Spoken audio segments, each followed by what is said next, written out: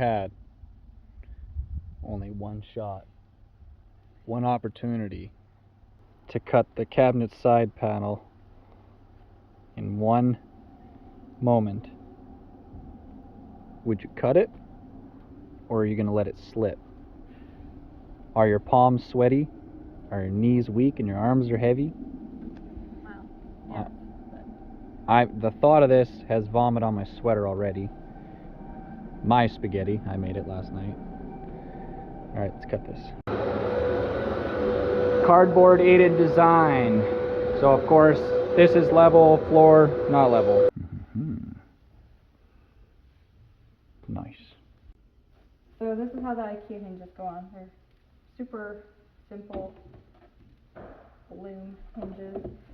They just have their pre-drilled holes in the doors panels, and they just pop down so they're flush, and then this horrible bar gets smacked down. That's all it holds it in? Yeah. Oh my goodness. I don't know how they come out. Maybe this is a release, I don't know, but it's very hard to get that down. They never come out. Pretty They're there solid, forever. so that's why I didn't put the doors on, so I didn't have to take them off right now. But they do just snap onto the hinge things that got screwed onto the cabinets, so they come off the cabinets, but I just didn't want to have the hinges on the doors. So put these on with 2 screws, and then they just go into this little snap on. I don't think that's in the right spot. One more lower.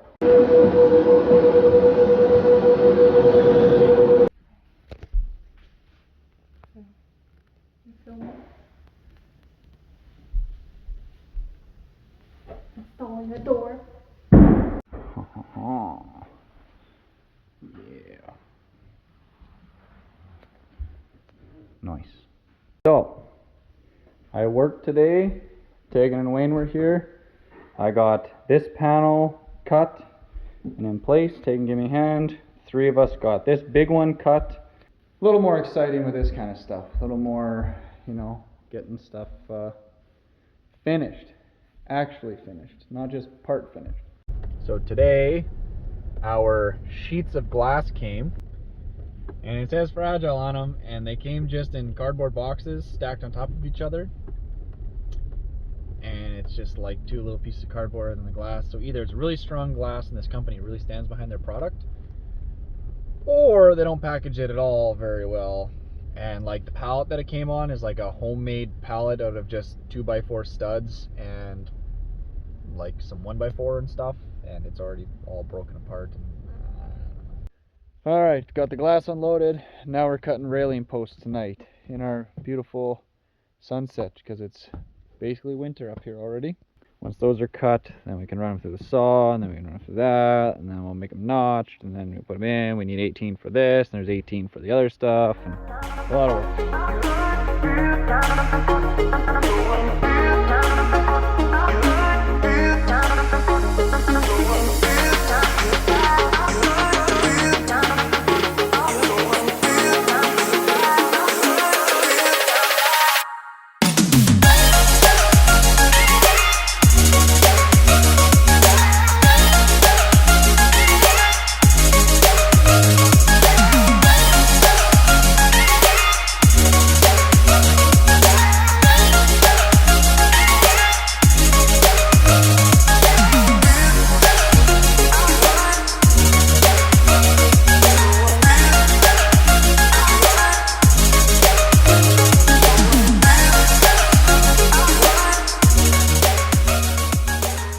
Alright, so what you saw at the end there is we got these in piles. We got good, medium, ugly ones. So good is straight and either end can be cut into a notch. There's no splits and stuff.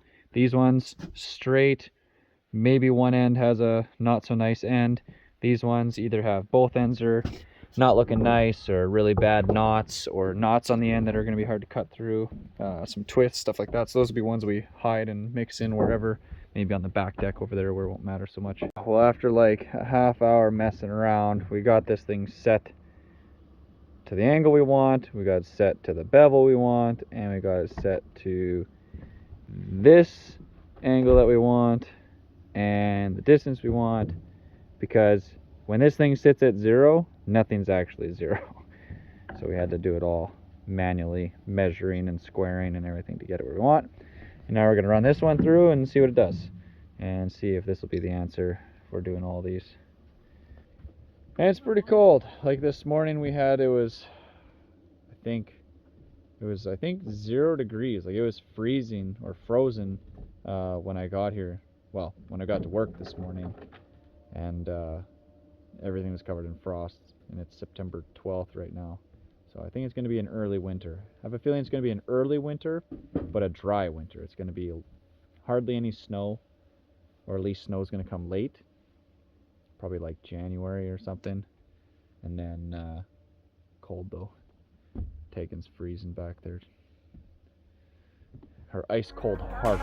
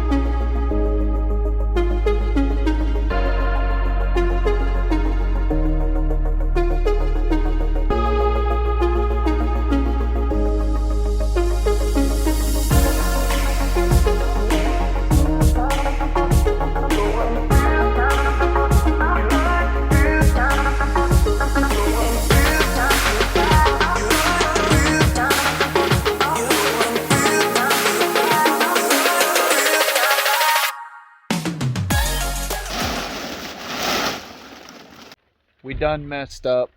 We chopped all of our 4x4s to railing posts, and then we started thinking, oh yeah, we need more for the bottoms to hold up the glass, and they're longer than those. So now we have to go buy more posts. We have a whole bunch of the posts cut, but I need basically like beams or whatever. Oh well, at least we got probably enough for the stairs and everything now when we're doing that. We'll make them work for the stairs. Night 2 of working on the railing posts.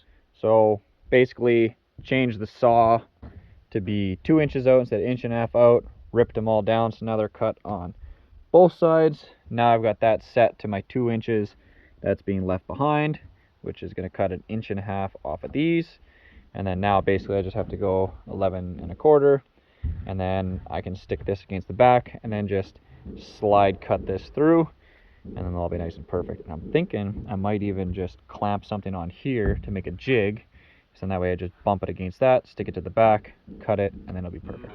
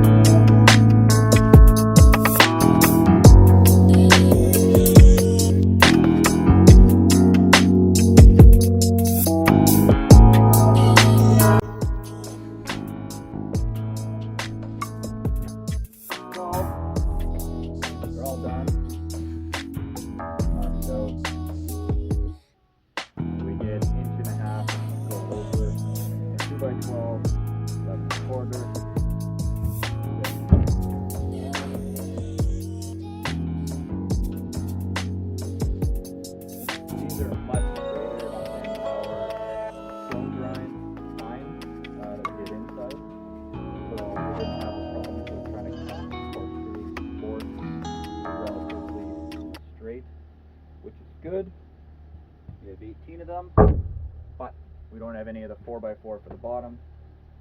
So I don't know what I'm gonna do next. Something. Always gotta do something. I made the executive decision to start on the far side where it's just spindles and it's kind of temporary because I'm gonna do it myself and keep going on flooring to get that all done. And yeah, I just gotta mark a whole bunch of stuff. I've gotta mark 1.5 inch up, 9 3/4 up, and then 1 3/4 to center or whatever it is. So take you along for the ride. Here we go.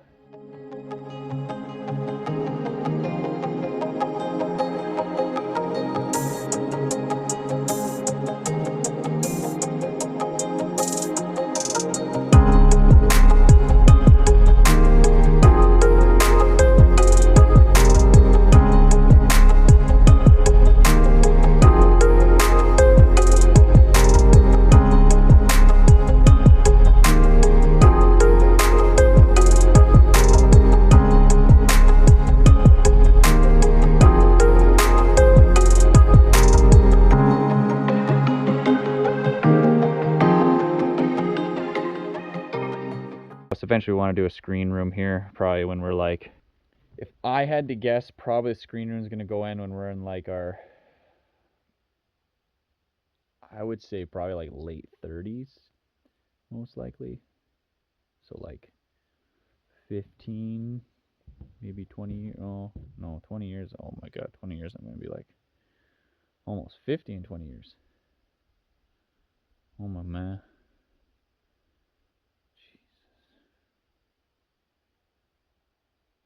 I'm getting old.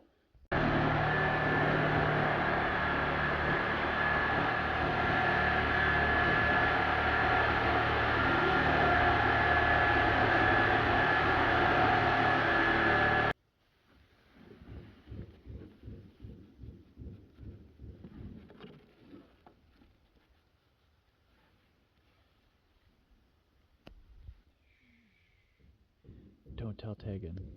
So, got to rip this board down because it was just too big to fit in between the deck and the house there to fill it in. So I don't feel like setting up the table saw. So I'm setting up this offset, cutting backwards. That's my 5-inch mark. Take a 1/2 inch off that. Feed the whole thing through, balance it, run to the other side, pull it through the rest of the way. Chances of success are very low.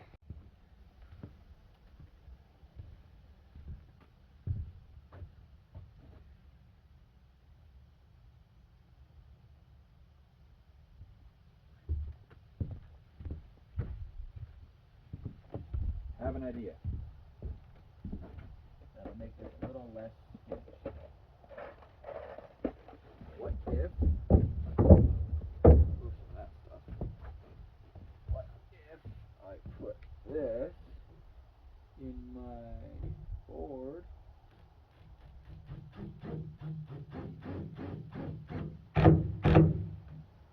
Ha ha ha. Okay, now I have a guide. Little less sketch. Slightly. Let's do this. I have no fence though, so I still have to do most of it myself. And I have to get it started by eye.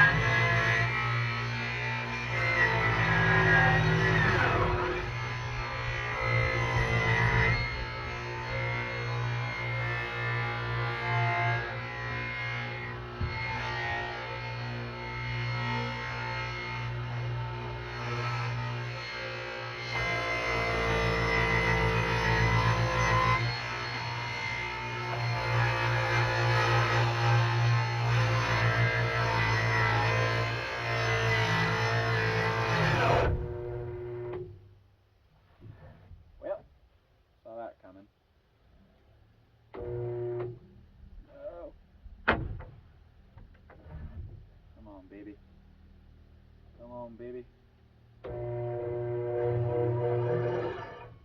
Oh, no. I think I just killed the breaker. No. We're like halfway there. Not the prettiest, but it's gonna work. Fill it in, more or less. The tin is probably just as wavy as my cut, so it kind of evens out. Upstairs in the office here, and that's because, luckily, Todd, who did all of our stone and our tile work there, he stopped by and looked at the vent for our fume hood, and he has done tons of kitchen remodeling and whatnot over the years, and he's done all this kind of stuff. And he had the suggestion of coming from the top side down to get at the pipe to then be able to manipulate it and work on it. And that's what we're gonna do. So we're gonna cut through. So that's a hole that Tegan did, which you can see. So the light down there is that hole that we made. And that little nub of black there, that is one of the screws on that duct.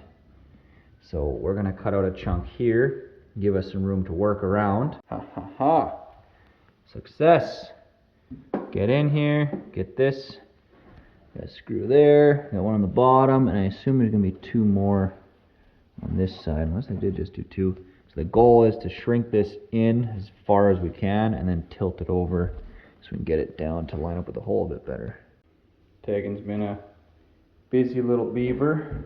Got the whole closet all done. She's got the bedroom all done now. She's got all the way into here done now. So now, only a few more.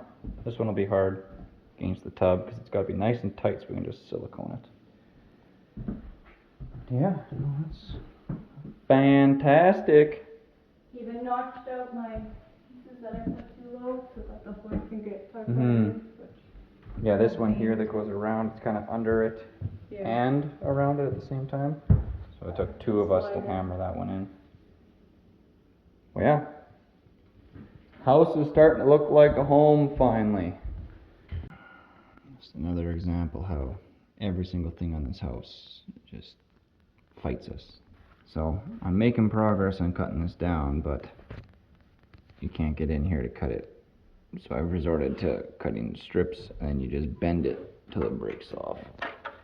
Basically, I'm just going back and forth with cutting my hands a million times, but getting there. No.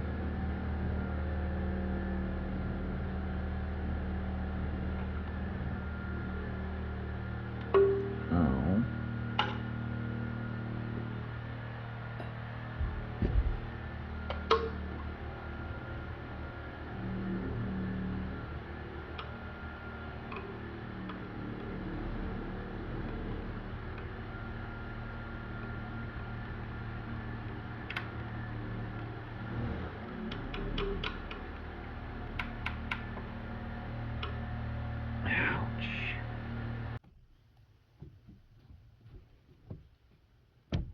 Another step done.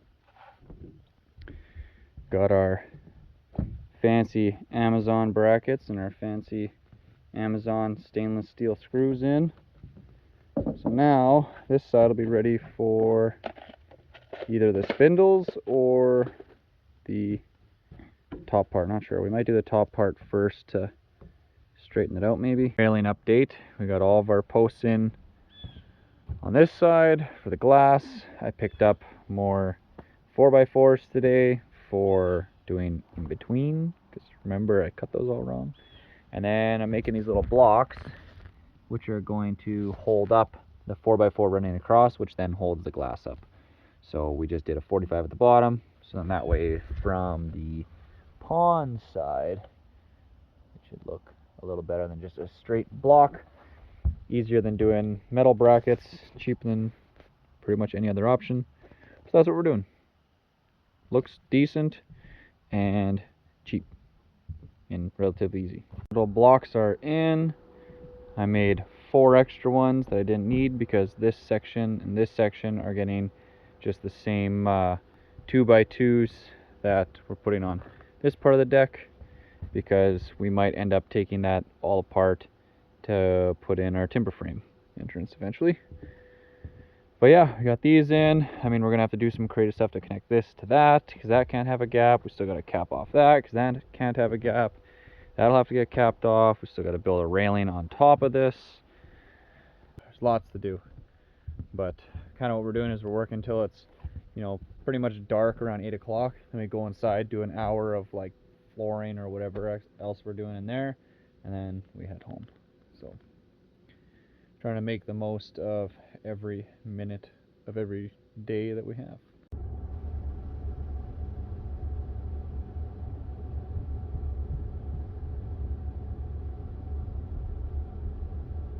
Farm girl in action.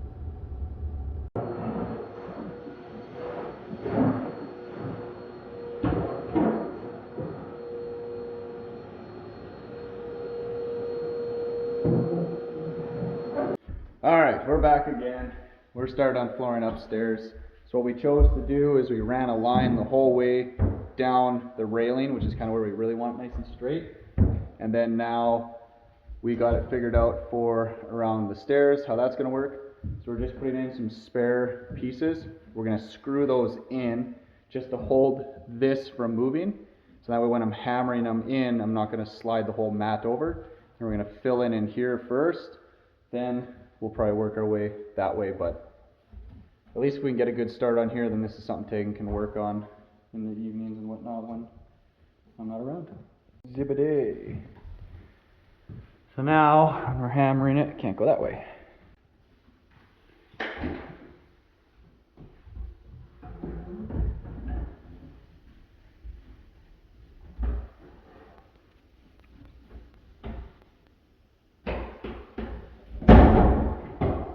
It's like the best thing ever.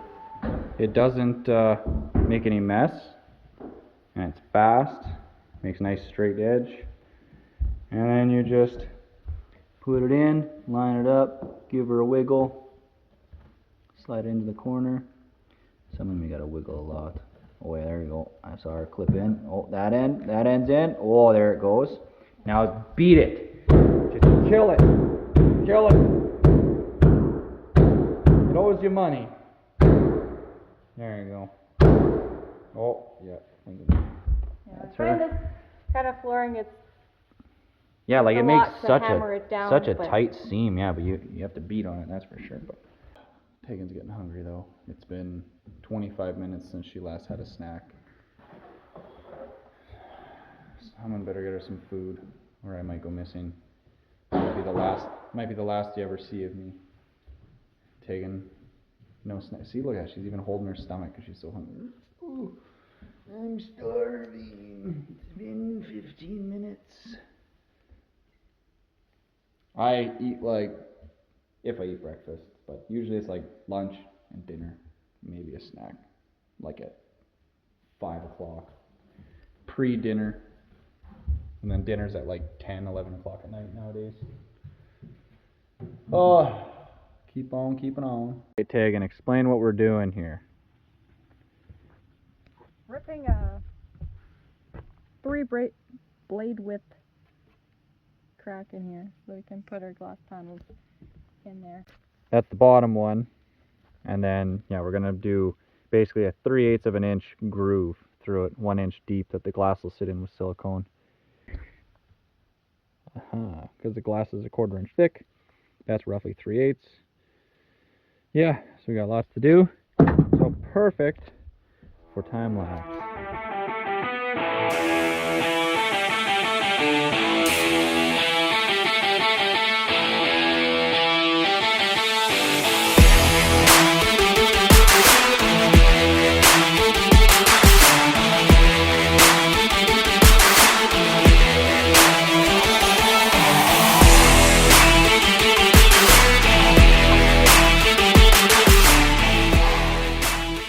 Well, we did it, but we ended up having to do about 4 passes to keep the blade widths close enough that they wouldn't just leave lines in between. But we're going to drill holes in these now, so that way if they do get water in them, they'll be able to drip out the bottom, so it won't just fill this trough with water and rot out the beams prematurely. We had an idea. In the theme of using GRKs for everything, even though these are the fancy black ones, but we're putting them in at a 45 through right into there to tie it all together. So Tegan thinks that I'm ridiculous because I'm trying to get glass panels in and Tegan's trying to clean the glass panels before they go up. And then, because there's like little bits of sawdust and stuff. Just want to get it done, Tegan. So what we did is we got a 2x4 ripped in half. So that's half a 2x4 that way. We screwed these ones in from the top side just to keep them, you know, basically gives us something to lean the glass against. We went flush on the back side just for simplicity. That's going to be inset by like whatever it works out to, a 1/4 inch. Silicone in the crack, and then I put one screw from the back side through here. You can see it right there on either side, holds it in place just like magic. We got all the glass up, so we're just working on getting our 2x4s cut. We figured out that our middle post wasn't quite middle, so we moved that over. Tegan's marking where the 2x4s are going to go. I'm going to chop some 2x4s, slap that on, then we can do our balusters, then we can put our top on, and then that is done. If you remember correctly, this deck is sitting tilted to let the water drain off, so we have just the slightest bit of a lean out on the railing, which unless you really look for it, you can't really notice it. Like Tegan was saying, this is going to just be one absolute bird murdering railing. This whole house actually, because we have so many big windows, especially in the living room, they're just going to come and we're definitely going to have to get farm cats, Tegan. That'll be what feeds them. Yeah, we won't even have to buy them any food. They'll just sit here like the frogs sitting at the lights, eating the bugs. It'll be the cats sitting at the glass, waiting for the birds to hit them. Next up on today's adventure, got to cut 63 of these down to 39 5/8. Got the stop set up, pile of them here, a couple more piles here, and just rifle them through.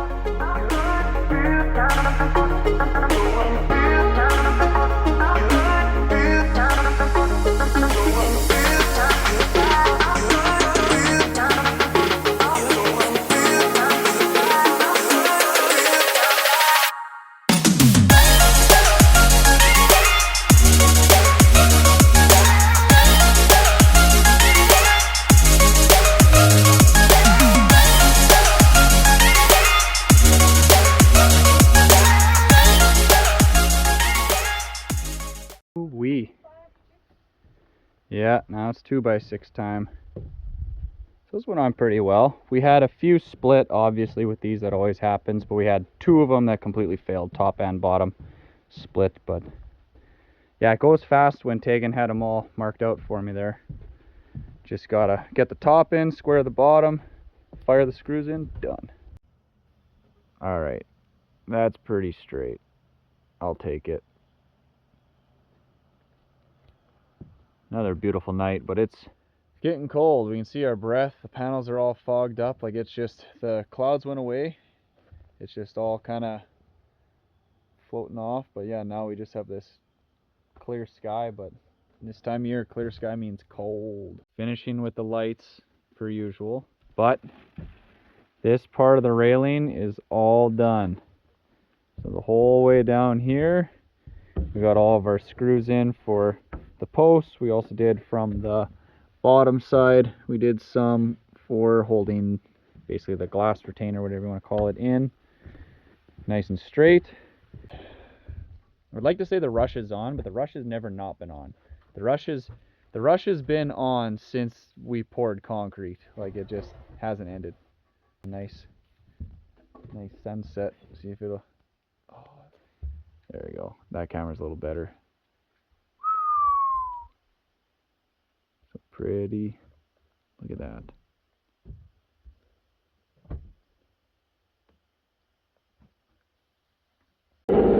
Today it's sawdust.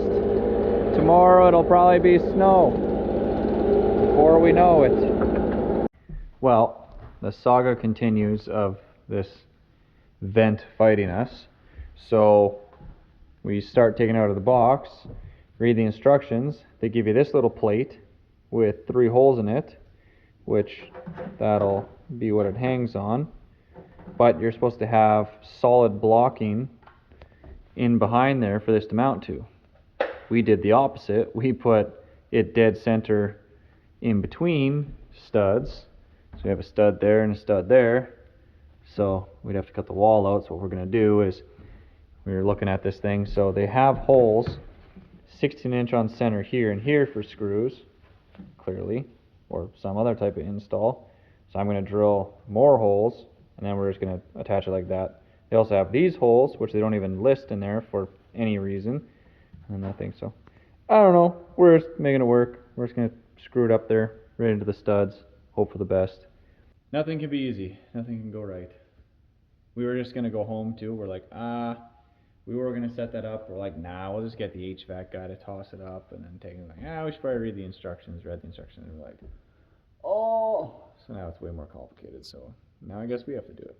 All right, now everyone will know that you can just put 3-inch decking screws right into your studs, add a couple extra holes, and it works fine. I mean, is it got a little wobble to it? Yeah, but I think that's just the unit flexing.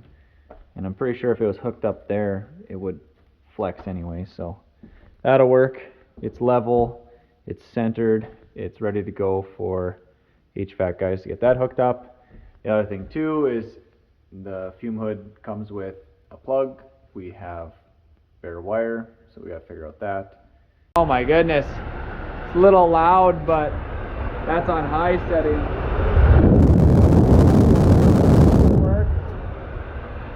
Lights, they're a little blue because they're covered in the protection still, but nice. You don't have to press them, it's just like that. Yeah, it's just like a touch button. Well, by the street lights, we're finished all this finally. So, we cut spindles and we ran out of spindles, so we had to cut more of them and then get them in and marking and marking and marking. And while Tegan was marking though, I was doing the tops of those, so we got all that lined up nice. Our corner here lined up pretty beautifully. Oh, it's so dark you guys can't see anything, but it's done for now. Last bit will be running down the left side of the stairs and then that.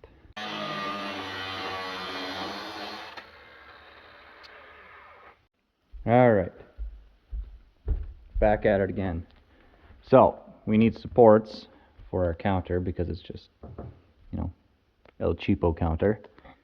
So Tegan came up with the idea to put in some boards, and then what else are we doing? Braces or something? Yeah, some steel supports.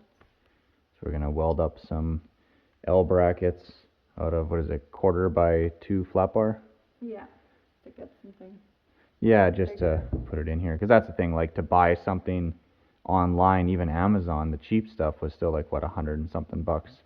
Kind of match with the fireplace just being super heavy duty metal. Heavy metal. We needed something to screw the support into because this has no real strength to it. So what we're doing, was that walnut stain? Yes. Walnut. Tegan's the stain master.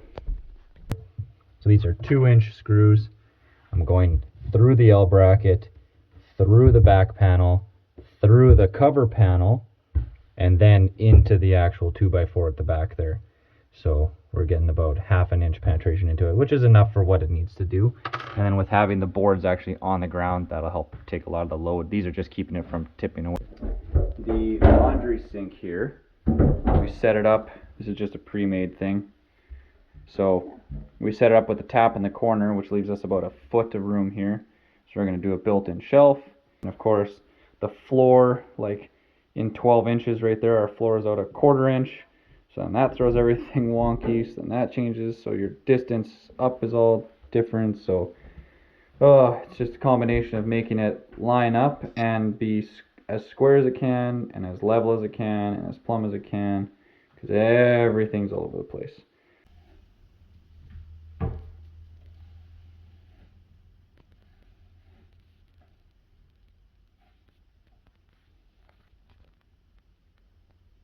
think you're winning in terms of number of wall dings, scrapes, and breaks.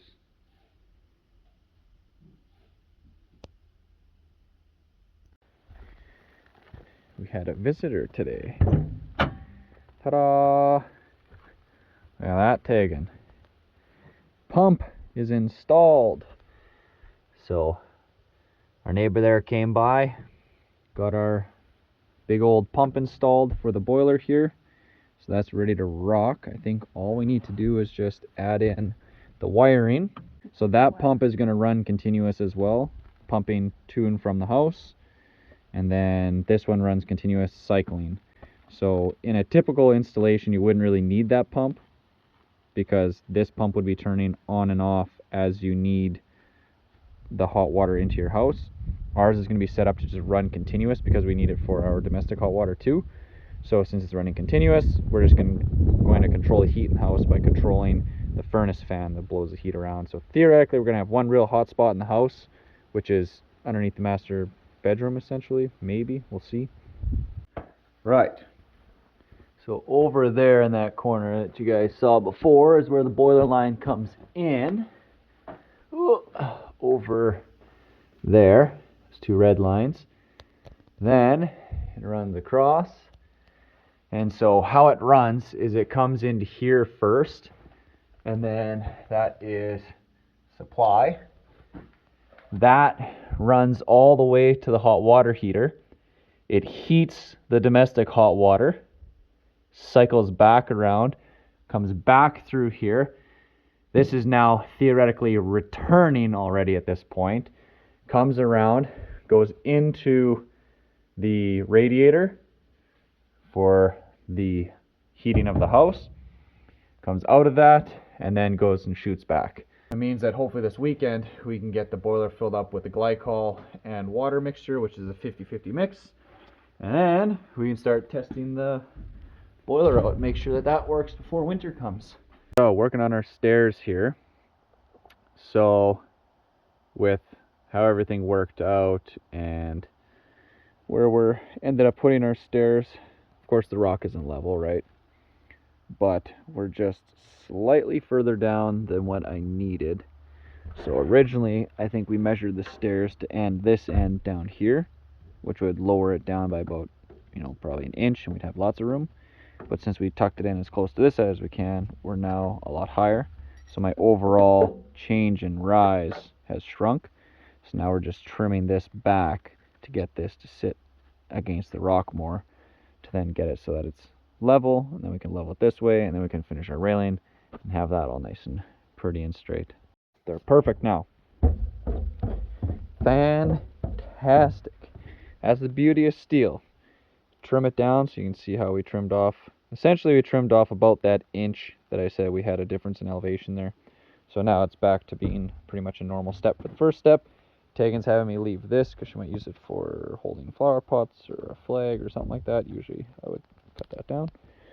And yeah, and I mean that's the thing. If we cut off too much, we can always weld a leg socket like that back on that side.